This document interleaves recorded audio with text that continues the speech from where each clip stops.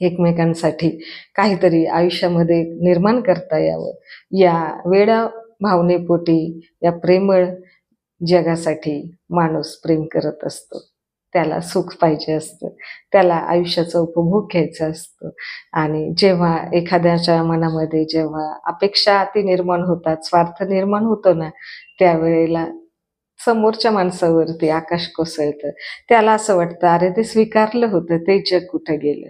ज्या माणसाला मी निवडलं होतं, जो माणूस माझा होता, जो माझा ऑक्सिजन होता, मला साथ देत होता, मला सांभाळत होता, मला धीर देत होता, माझ्या सगळ्या सुख-दुःखामध्ये सहभागी होता. तो माणूस आज मला सोडून जातोय. तो माणूस आज अविचार करतोय. तो माणूस आज भरकटलाय. तो माणूस आज स्वार्थी निघालाय. तो माणूस आता दुसऱ्या वाटेने मार्गस्थ झालाय. त्यावेळेला त्या माणसावरती काय यातना ओढावतात, काय वेदना होतात त्याला, काय दुःख होतं. तो माणूस माणसातच राहत नाही. त्याला असं वाटतं, आपण चुकलो कुठं? त्याला असं वाटतं, आपण हारलो